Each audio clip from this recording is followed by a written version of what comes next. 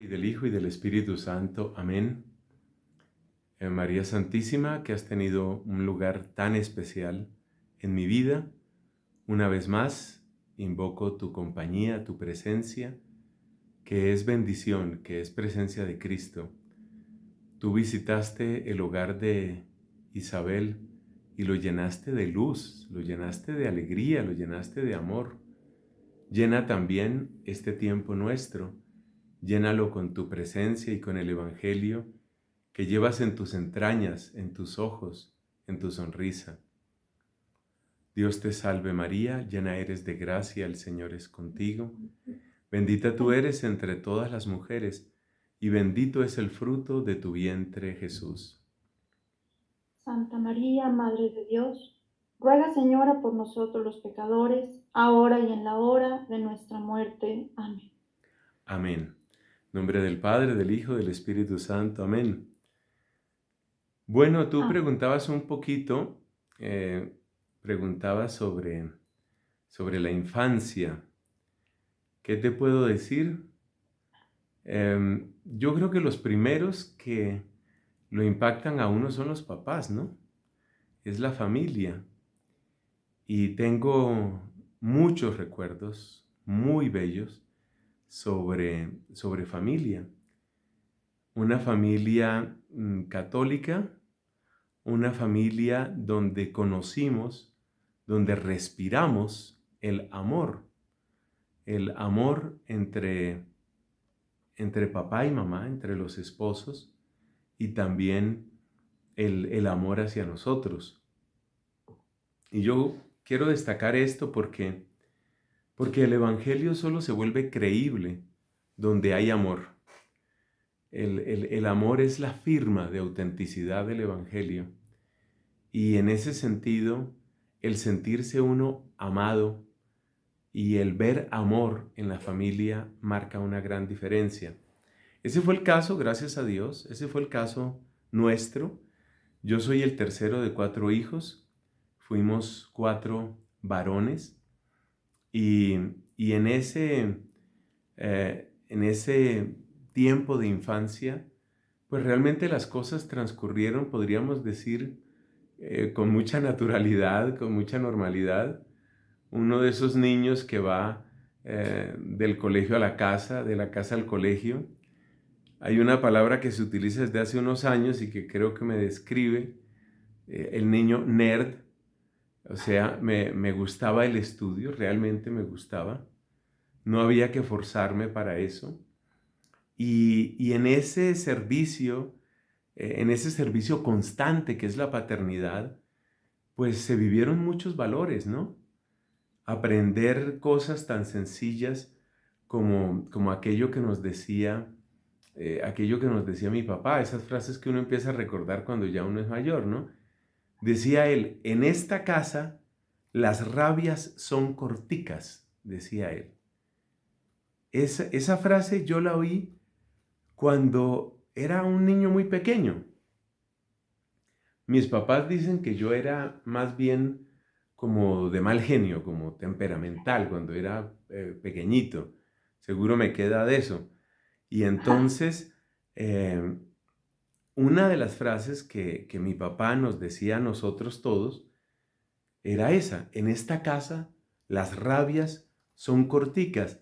Y con eso nos estaba enseñando a que por una parte tienes derecho a disgustarte, ni más faltaba, no tienes que estar con cara de modelo en pasarela, o como también se dice en otros lugares, con cara de ponqué, con cara de torta de cumpleaños todo el tiempo. No, uno tiene sus momentos malos, pero no dejes que el disgusto se adueñe de tu corazón hasta volverte amargo. Entonces, esa, ese tipo de enseñanzas tan sencillas, yo creo que marcan una diferencia. Otra, por ejemplo, que recuerdo así también de la infancia, nos enseñaban nuestros papás esto que ahora el Papa Francisco está diciendo a todo el mundo. Esas frases que van dándole como una, digamos, como una fluidez a la vida cotidiana. Frases tan sencillas como disculpa, por favor, gracias, excúsame, un permiso. Es decir, las frases claves del respeto, de la cercanía, que eso también influye mucho. Entonces me parece estar todavía viendo a mi papá que uno, por ejemplo, estaba en el momento de la comida. Pásame la sal. Y entonces corregía mi papá o mi mamá. Entonces uno tenía que completar, por favor. Es decir, eran educadores y nos fueron formando en eso. Y hay otra cosa que también quiero destacar de esos tiempos de infancia que también fue pues muy importante. Y es que dentro de dentro de ese crecer, pues siempre hay momentos eh, de compartir, pero también hay momentos de soledad. Y educar en la soledad es muy importante. Educar en la soledad. Es decir, que la soledad no sea ni tiempo perdido, ni tiempo podrido. Esto es importante, porque si nosotros vemos lo que está sucediendo hoy con muchos niños y niñas, es eso, que no saben estar solos, necesitan un ruido a todas horas. O muchas veces en la soledad es donde la curiosidad infinita que nos alimenta Internet lleva a la gente por quién sabe qué caminos.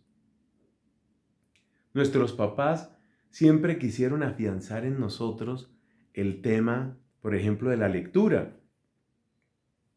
Nosotros no fuimos una familia adinerada, pero era una familia en la que había siempre esa inquietud por la formación. Entonces, más que televisor o varios televisores, había un televisor para toda la casa, pero más que varios televisores, lo que había era enciclopedias, libros de consulta, y era la idea de que tú puedes estar a gusto, tú puedes estar bien. No tienes ni que estar buscando la calle a todas horas, ni que estar buscando el ruido a todas horas, que tú puedas estar en soledad sin que sea tiempo perdido o, como hemos dicho, tiempo podrido. Sé que es una expresión fuerte, pero creo que se entiende. Con mucho sentido. Y bueno, ya que dio pauta a ese sentido, ¿cuál era la pasión de Nelson en aquel momento de 10 años, por ejemplo? ¿Cómo es que los papás, sus papás, eh, aunaron o sumaron a que ese pequeño fuera o realizara ese anhelo, esa pasión? Bueno, pues obviamente como en todas las familias, los hermanos éramos muy diferentes. Entonces, pues voy a comentar un poquito de mí, pero es bueno recordar también de otros. Por ejemplo, el mejor deportista, el que tenía más entusiasmo por el deporte, siempre fue mi hermano mayor. Él era el más sociable, con grandes capacidades, con una habilidad innata para socializar, para hacer amigos, para ¿no? Conectar con otras personas. En ese tiempo, pues yo realmente era más bien como tímido, podríamos decir, y demasiado metido, quizás demasiado metido en el tema de los libros, ¿no? Otro de mis hermanos, el segundo, tenía gran afición por esto de cómo funcionan las cosas. En España llaman a ese tipo de personas un manitas, es decir, como que estás inquieto por muchas cosas. Entonces a él le llamaba la atención los aparatos. ¿Qué hay dentro de un radio, por ejemplo? Eso no me preocupaba a mí. ¿Qué hay una máquina lavadora? ¿Qué hay en una máquina lavadora? Y entonces yo me acuerdo, por ejemplo, estábamos visitando a los abuelos y algo le pasó a la máquina, se dañó la máquina lavadora ya. Entonces mi hermano, armado con un destornillador y con no sé qué, pues desarmando y viendo, ¿no? Y de hecho él estudió después una ingeniería electrónica, y ha sido siempre una persona de mucha inquietud en eso. El tercero, ya dije, era yo, y a mí me inquietaban mucho los temas de ciencia, más que las humanidades, las ciencias sociales. me inquietaba la ciencia y la matemática. Primero más la ciencia, después más la matemática.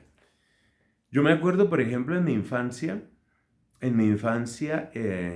yo tuve una especie de sacudón intelectual al conocer sobre los planetas del sistema solar y el tamaño que tenían. Entonces, pues sabemos que hay un planeta absolutamente gigante que es Júpiter. Y este planeta Júpiter tiene una mancha roja que es un huracán gigantesco. Uno ve, es una imagen que hemos visto muchas veces, uno ve el mapa de Júpiter. Si pongo el mapa de Júpiter más o menos de este tamaño, la mancha esa, el huracán ese es como del tamaño de uno de los lentes de mis gafas. Es decir, es algo muy grande. Pues de hecho, ese huracán es del tamaño de la Tierra. Entonces, a mí de niño ese tipo de datos me llenaban de asombro, de interés, de curiosidad. Luego aprender, yo tenía un cierto interés, creo que no una fijación, pero un cierto interés por ese planeta, que está hecho básicamente de gas, en buena parte de hidrógeno. Y entonces, en mi imaginación de niño, yo pensaba, ¿cómo sería un viaje a Júpiter? Y claramente, pues era llegar a una atmósfera de hidrógeno que se va poniendo cada vez más espeso y a mayor presión. Entonces, ¿cómo sería aterrizar en Júpiter? Era ese tipo de cosas. Y entonces, pues yo disfrutaba mucho los libros de ciencias que había en aquel tiempo en mi casa y las clases correspondientes, clases de matemáticas, clases de biología, después las clases de álgebra, de física, de química, ese tipo de cosas realmente me llamaban mucho la atención. Y los papás, digamos, estaban contentos con eso. Em, Seguramente, porque todo hay que decirlo, seguramente esto creó una especie de desbalance. Es muy difícil una educación que sea completamente balanceada. Yo ahora me pongo a analizar 40, 45, casi 50 años después, me pongo a analizar esa época de mi infancia, movido en este caso por tus preguntas, y yo digo, indudablemente, por ejemplo, la parte social faltó desarrollarla más. Indudablemente, la parte de la compasión, la misericordia, el servicio, es algo que faltó desarrollar más.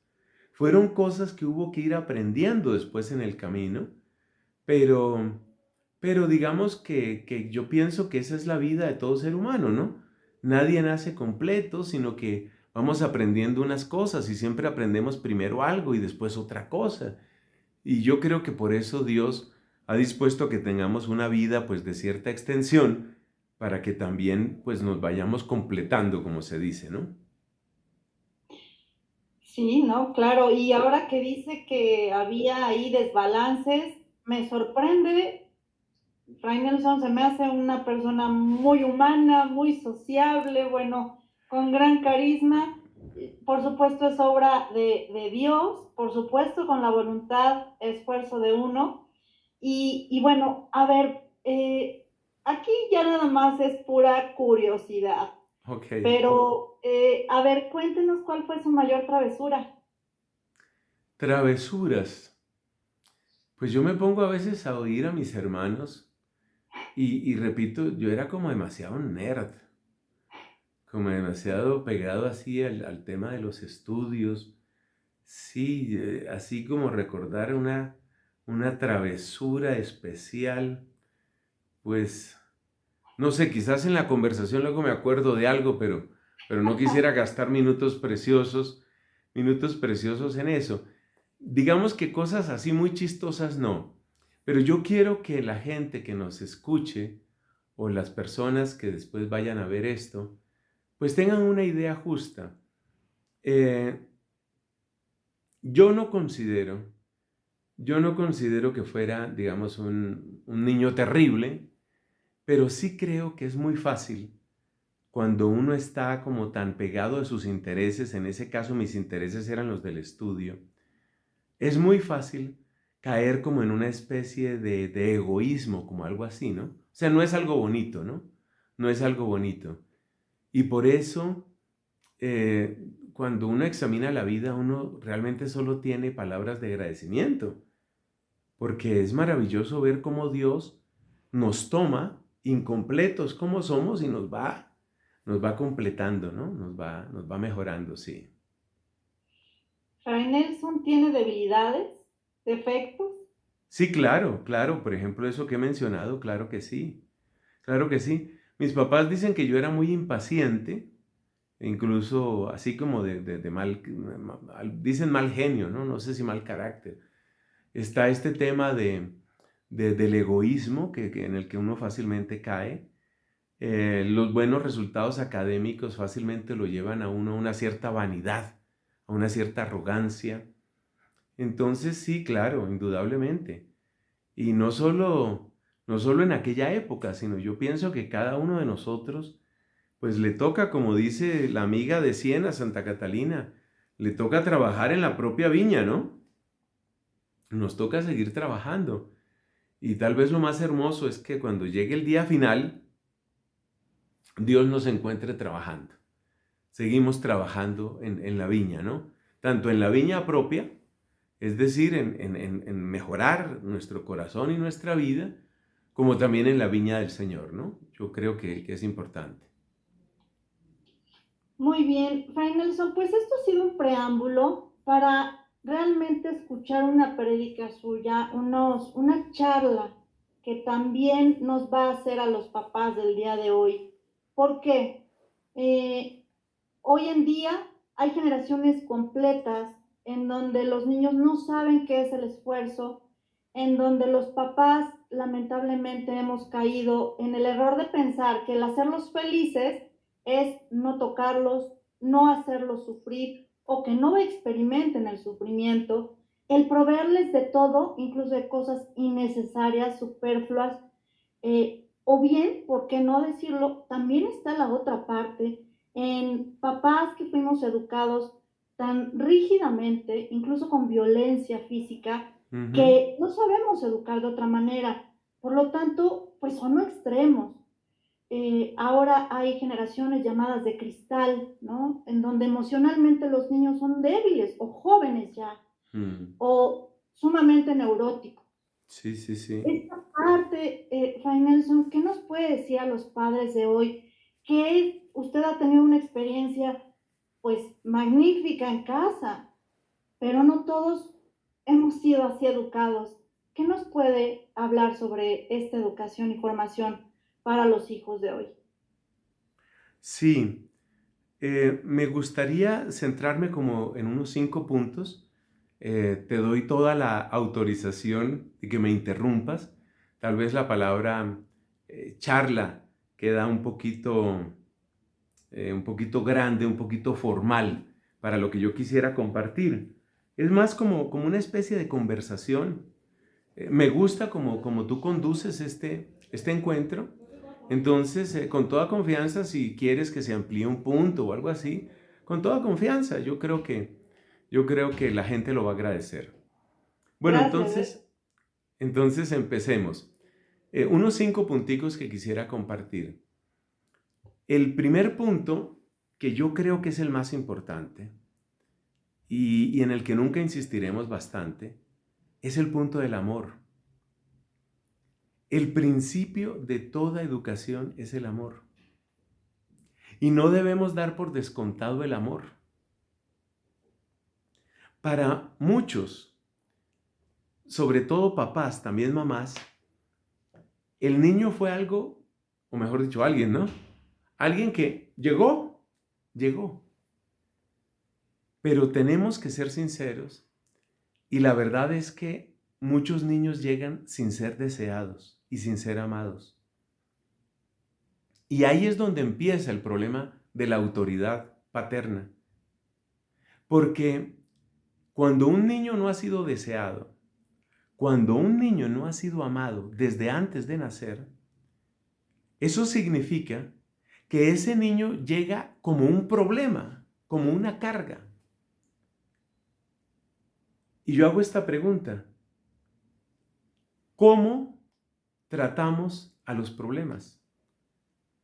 Lo último que queremos es tener problemas, ¿cierto? Lo que nosotros queremos es que salgan los problemas de nuestra vida. Entonces, Inconscientemente muchos papás miran a sus hijos como un problema, como una carga. Voy a contar algo que me sucedió en un vecino país que quiero mucho, el Perú. Estaba yo en una misión de servicio a una comunidad religiosa. Era como dando un curso a una comunidad religiosa. Ahora no recuerdo si era curso o retiro, eso no es lo más importante. El lugar donde tuvimos ese encuentro con estas mujeres consagradas, estas religiosas, fue en un colegio. Y en alguno de los descansos, las hermanas, una de las hermanas, me hizo pues un pequeño recorrido por el colegio, que yo conociera lo que estaban haciendo allá.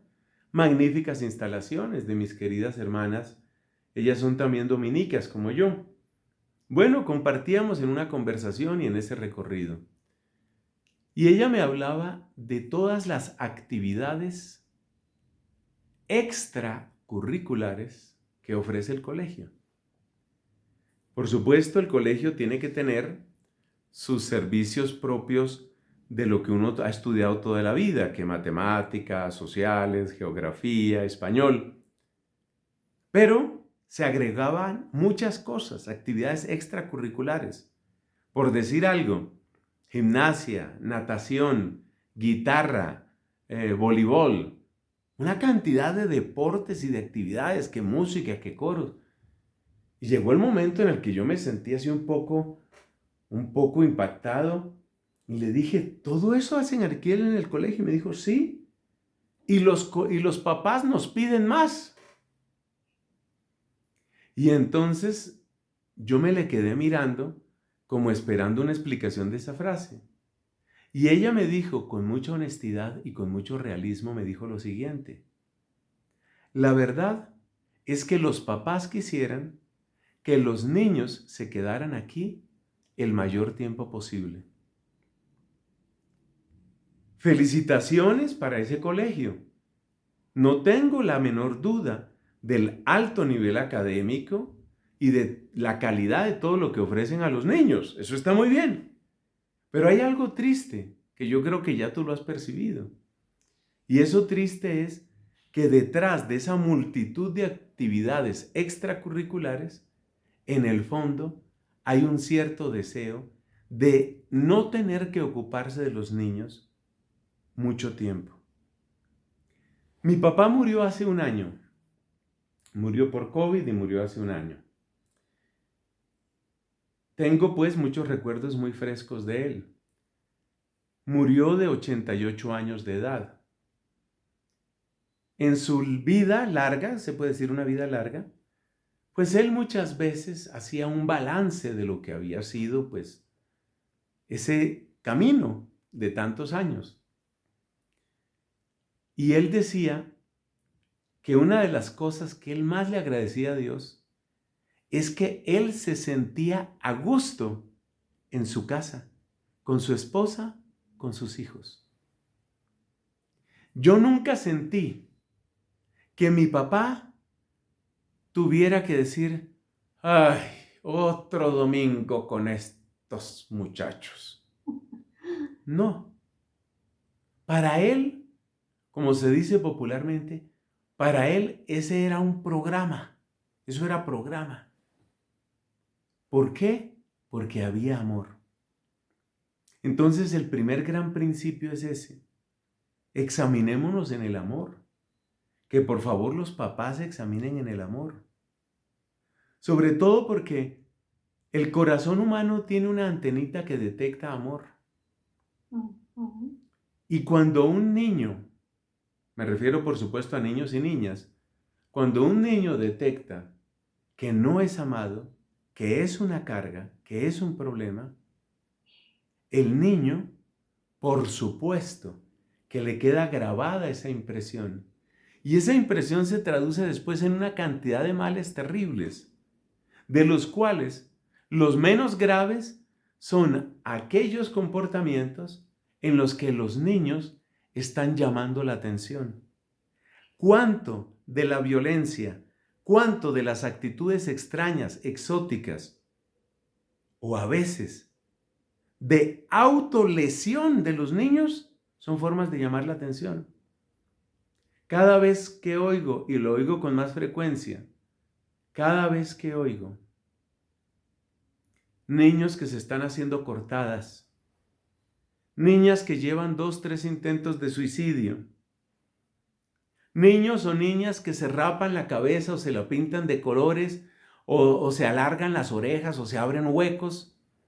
Detrás de muchas de esas cosas está exactamente este punto que es el vital. ¿Qué han de hacer los papás? Pero yo quiero extender esa pregunta. ¿Qué han de hacer los novios y novias? Porque esto debe empezar desde antes. ¿Qué han de hacer? Pues contamos con un Dios que es amor. Y con ese Dios que es amor podemos contar.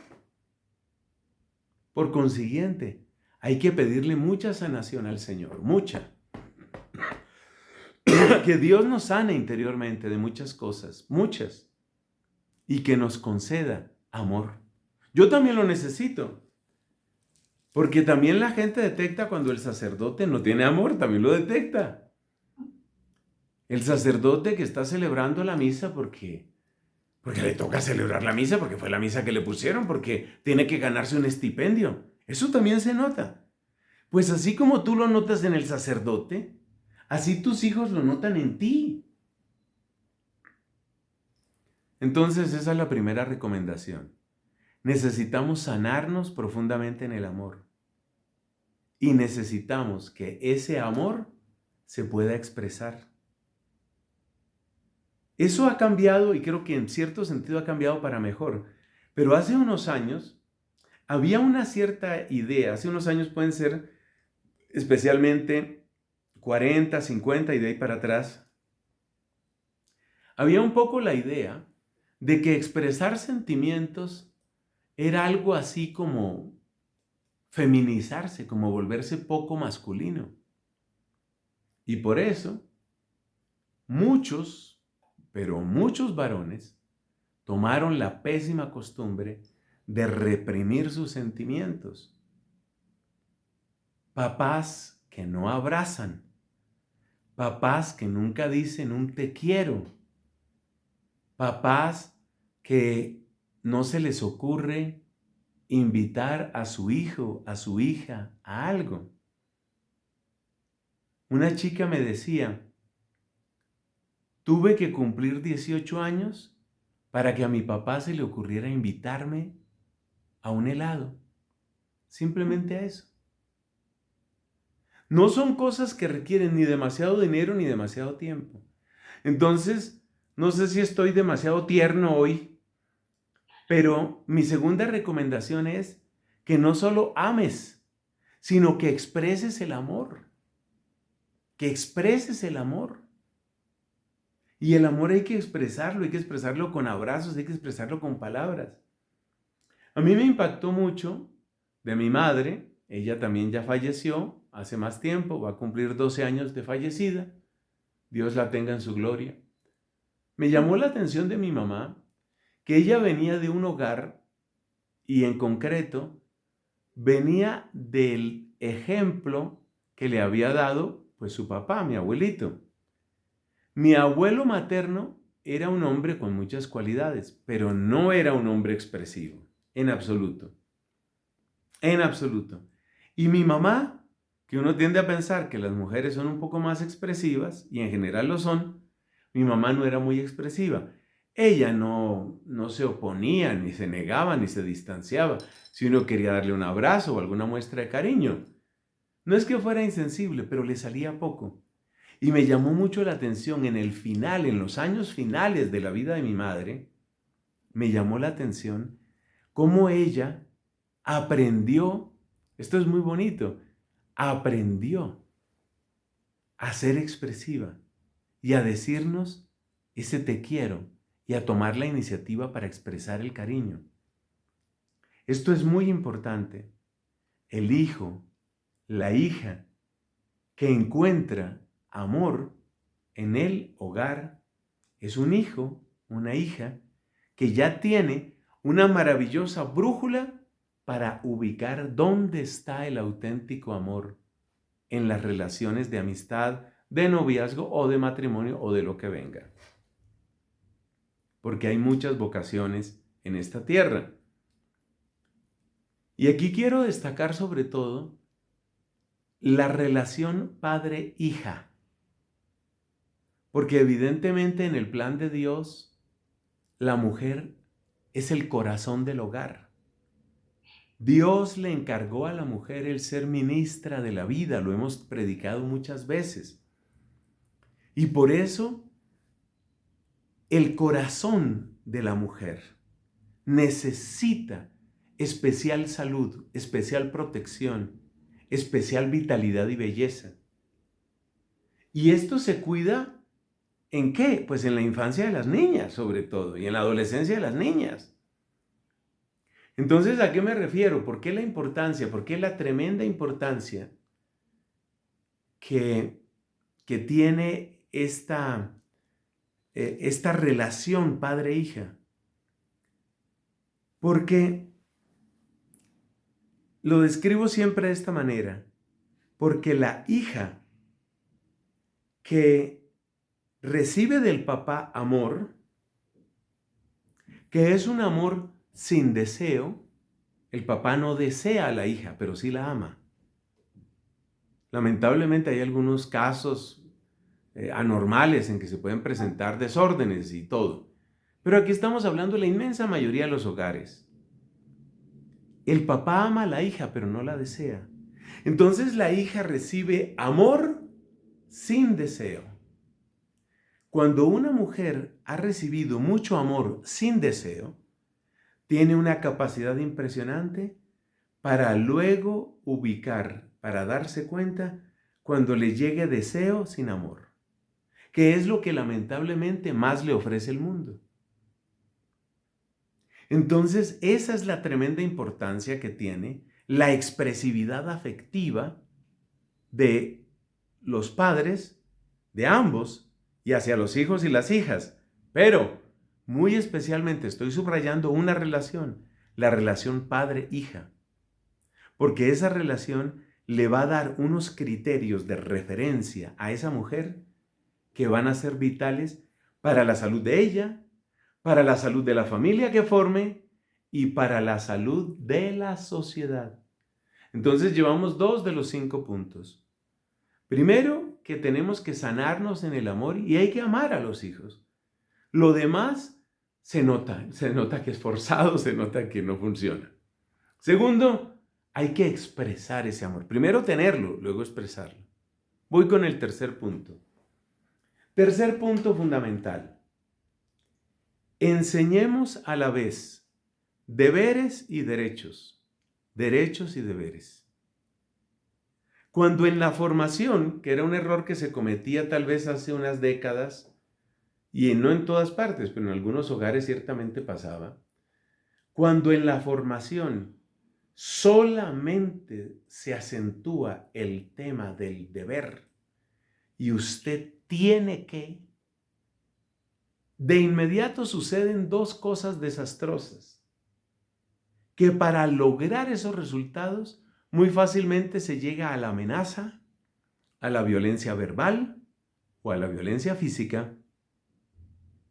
Entonces, allí donde se enfatiza solamente el deber, muy fácilmente se llega a la violencia. Eso de parte de la autoridad. Pero de parte del hijo, la hija, ¿qué va a pasar? El que ha sido formado con la fuerza y solamente con la fuerza y solamente en el deber, se acostumbra o a ser tramposo, o a ser mentiroso, o a ser resentido. Y eso también lo vemos en nuestro tiempo. Hay papás en nuestro tiempo que exasperados porque sus hijos se volvieron un problema insuperable, un problema complicado. Entonces se vuelcan en amenazas. Cuando las amenazas no funcionan, entonces se vuelcan en regalos. Nada de eso es sabio. Nada de eso es sabio. Ni el descuido, ni la violencia, ni el tratar de comprar el corazón de los hijos a base de regalos. Entonces los hijos, cuando se pretende formarlos solamente en el deber, y usted tiene, y usted tiene, ¿qué? Se vuelven mentirosos, se vuelven ladinos, tramposos, y se vuelven amargados. Si se forma solo en el deber. Entonces ahora hay papás que se fueron al otro extremo. Sí. Entonces solo son los derechos. Todo es lo que el niño quiera, cuando el niño quiera. Si le fue mal en el colegio, oye, qué mal está ese colegio. O sea, el problema está siempre en el colegio, pero ¿cómo así? ¿Cómo así? Es que yo he tenido que verlo con estos ojos, no con estas gafas, pero sí con estos ojos. Yo he tenido que verlo. Papás que llegan a reclamar, pero ¿cómo así que mi hijo? Pues sí, señora, y sí, señor, su hijo. Entonces, ¿cuál es el problema de formar solamente en derechos sin formar en deberes? ¿Cuál es el problema? Pues los problemas son muchos, pero lo más grave se sintetiza en esta frase. Es que el mundo no es así. El mundo, o si lo quieres decir de otra manera, si lo quieres decir con este otro lenguaje, el mundo no se hizo para consentir a nadie, para mimar a nadie. Entonces, educar solamente en los derechos es educar desadaptados. Es educar gente para que se estrelle y para que fracase. Y sobre todo, para que después de que se estrelle y fracase, no sepa manejar la frustración. Eso está sucediendo. Y por eso, esa es una de las razones, no la única. No la única. Esa es una de las razones por las que tenemos epidemia de ansiedad en jóvenes, epidemia de depresión en jóvenes, y creo que ya se puede hablar de epidemia de suicidios. En un país como Colombia, no conozco cifras de otros países, los suicidios se han multiplicado por 4 con motivo de la pandemia. Sabemos que la pandemia ha sido de alguna forma una especie de acelerador de conflictos. Acelerador. Eso es muy grave. Entonces, ¿qué es lo que tenemos? Hasta ahora 3 puntos. Hay que amarlos a los hijos, no darlo por descontado. Para eso hay que pedirle a Dios que sane corazones. Segundo, hay que expresarlo y enseñar a que lo expresen también los hijos, claro. Tercero, hay que educar al mismo tiempo en deberes y derechos. Ni solo deberes, ni solo derechos. Esto es fundamental. Fundamental. Cuarto punto, cuarta recomendación, que tiene mucho que ver con este tema de la autoridad. Parece increíble, pero la persona que sabe pedir unas disculpas, en vez de perder, gana autoridad. Tenemos que hacer de nuestros hogares lugares donde la norma es que las personas reconocen sus errores y piden perdón por ellos. Uno de los graves problemas que tenemos en la sociedad, pero todo empieza siempre en la casa, uno de los gravísimos problemas que tenemos en sociedad es que la gente no pide perdón, no pide perdón. Eso es gravísimo. Voy a mencionar 2 ejemplos que son así de candente actualidad. Candente actualidad. Uno del Reino Unido y otro de los Estados Unidos de América. Resulta que el primer ministro británico, Boris Johnson, con una cara muy seria y muy formal, le informaba a todo el público, a toda la población, las tremendas restricciones que había que tener por la pandemia. Mientras tanto, ya se perdió la cuenta del número de reuniones sociales que sucedían ahí en la misma casa de él, el famoso número 10 de Down Street. Ahí sucedía, ahí sucedía. Le han sacado en cara a este hombre, mire lo que usted estaba haciendo. Mire que usted le mandaba una cosa a todo el mundo y usted no lo hacía. Ha dicho disculpas, perdón la expresión, tan absolutamente estúpidas que no son dignas de un niño de escuela elemental.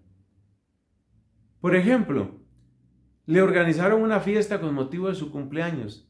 Ah, no, es que yo no sabía que habían organizado una fiesta, pero yo ahí no me demoré, yo me tomé un trago y me salí.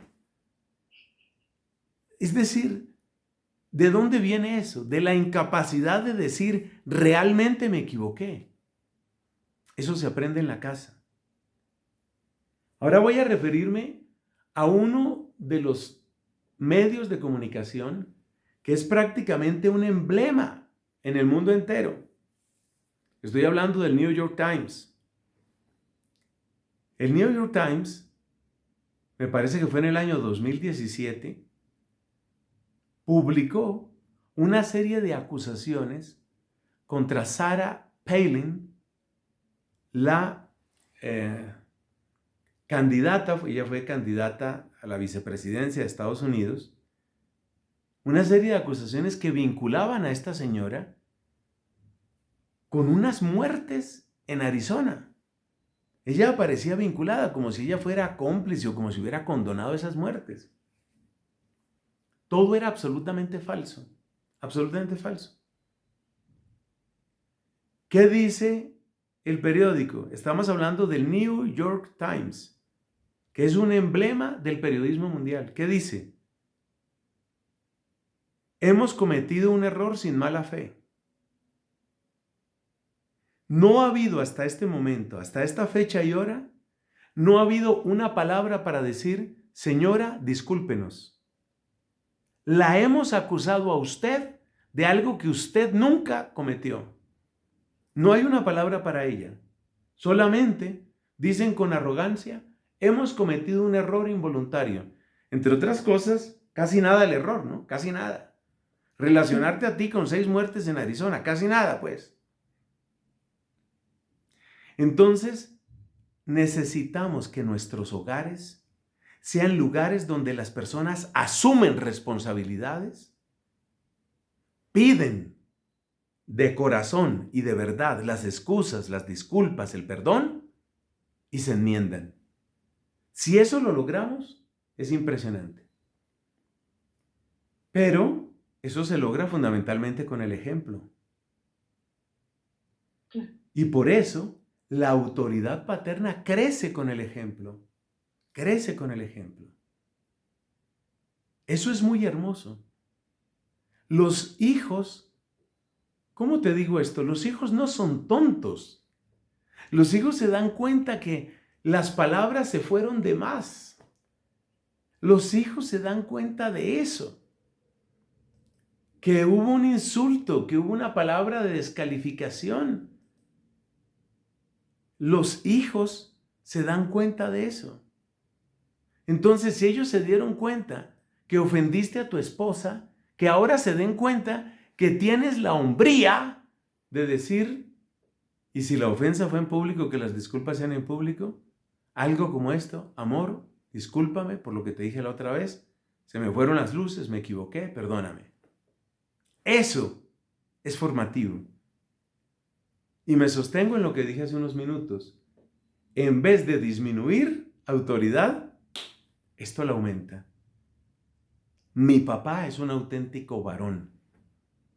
Porque si él es capaz de reconocer sus errores, quiere decir que él le apuesta de lleno a la verdad. Y que lo que él me dice es verdad, no es conveniencia. Pero cuidado, cuidado. Mucho cuidado, porque también las mujeres a veces tienen la idea de que les conviene tener siempre algo que acusar del esposo, mientras ellas tratan de presentarse como perfectas y las que nunca se equivocan. Y eso no se lo cree nadie. Yo me he puesto a analizar por qué en muchos lugares se da una especie de tensión, una tensión como fea. Una tensión, es una tensión fea que se da entre hija y mamá. No en todas partes, pero es que me he encontrado muchos casos. ¿Y sabe qué me he dado cuenta? Que los hijos, tanto varones como muchachas, se dan cuenta de los errores de los papás. Pero por alguna razón, para una hija, ver que a ella se le pide que se corrija y que se disculpe, y que la mamá, que es otra mujer, jamás tiene nada de qué corregirse y nunca tiene nada de qué disculparse, eso les produce una sensación de fastidio y de desautorización de la mamá. Es un tema muy bonito, pero muy complejo. Es un tema muy bonito, pero muy complejo, porque tiene que ver con la manera como las mujeres suelen verse unas a otras. Dicho de manera sencilla, la mujer tiene mucha menor tolerancia a la desigualdad que el varón. El varón, en muchas cosas, dice, bah, que haga lo que quiera. La mujer, con las personas que le interesan, con las amigas que le interesan, con las mujeres que son cercanas a ella por parentesco, por lo que sea, siempre tiene una relación de que a ver cómo vamos a manejar la igualdad. Alguien comentaba, hablando de este tema, alguien comentaba lo que pasa en los restaurantes cuando salen grupos de hombres, por ejemplo, a cenar, o grupos de amigas, solo mujeres, a cenar. En los grupos de hombres, la cosa, cuando llega el momento de pagar la cuenta, se vuelve a veces chiste, se vuelve, ¿no? Entonces, ¿qué? Bueno, ¿qué, Javier? ¿Hoy sí trajo plata o tampoco? ¿Qué? Deje así, hombre, deje así, yo pago. Para las mujeres es muy importante sacar el celular y la calculadora. A ver, vamos a ver cuánto fue más la propina y esto se divide entre todas. Eso está muy en el ADN de muchísimas mujeres, y no de todas. Entonces la relación entre hija y mamá es una relación muy compleja si no se cuida este aspecto de las disculpas. Porque allí donde una hija se da cuenta que a ella se le exige y ella crece y se le sigue exigiendo y ella tiene que seguírsele exigiendo y la mamá si nunca se equivoca, nunca. Eso va creando unos distanciamientos y unas tensiones feas. Ese era el cuarto punto. A ver cómo estamos de memoria. Dios mío que los pueda decir. El primero era el amor. El amor. El segundo es la Expresar. expresividad. El tercero es derechos y deberes. El cuarto es nuestros hogares, lugares de reconciliación, de pedir perdón. Hombres y mujeres. Y el quinto lugar, que lo dejé de último para que quede en nuestra memoria, no porque sea el menos importante, el quinto lugar es asegúrate con lo mejor de tus fuerzas, con lo mejor de tu capacidad. Asegúrate que tus hijos se encuentren con Dios. La mejor herencia no es que puedan hablar 3 idiomas. Hoy la gente ya no quiere que los hijos aprendan 2 idiomas. Todo el mundo quiere que obviamente hablen español, eso se entiende. Que hablen inglés, eso es frecuentísimo. Pero ya hay muchos que dicen, no, se necesita el tercer idioma. Algunos se van por el lado de Europa. Que tenga alemán, que tenga francés. Otros se van por el lado de China. Entonces ya he conocido algunos hogares donde los chicos están aprendiendo inglés y están aprendiendo chino porque el mundo está cambiando y hay que saber chino. Sí, está bien. Les dejas a tus hijos una herencia sustancial en dinero, les dejas a tus hijos una herencia sustancial en bienes y sobre todo les dejas a tus hijos una herencia sustancial en conocimiento. Pero hay que preguntarse por otras 2 cosas. ¿Qué herencia les dejas en prioridades? ¿Tienen ellos claras las prioridades? ¿Tienen su escala de valores clara? Y sobre todo, en la cumbre de esas prioridades está Dios. La experiencia muestra una y otra vez que cuando Dios tiene su lugar, todo va encontrando su sitio. Si Dios no ocupa el primer lugar en la vida de tus hijos, entonces, teme, porque debes preguntarte, ¿qué está ocupando ese lugar? ¿Qué está ocupando ese lugar? Porque lo que esté ocupando ese lugar se llama, según la Biblia, un ídolo. Y el ídolo que esté ocupando ese lugar en el corazón de tus hijos es un ídolo espantoso, es un ídolo terrible. ¿Por qué? Porque todo ídolo termina siendo homicida. Entonces, si le interesa el dinero, pues llegará el momento en que él diga, pues ya mi papá está viejo, sordo, ciego, enfermo. ¿Para qué le gastamos plata? ¡Eutanasiarlo! Cuando el dinero es la prioridad, necesariamente el corazón se vuelve como el dinero, de metal.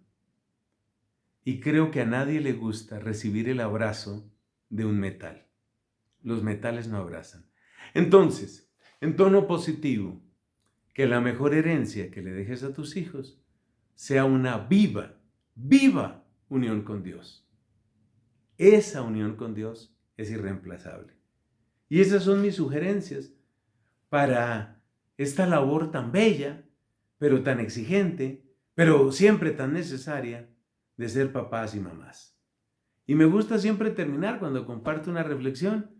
Gloria al Padre y al Hijo y al Espíritu Santo, como era en el principio, ahora y siempre, por los siglos de los siglos. Amén. Amén.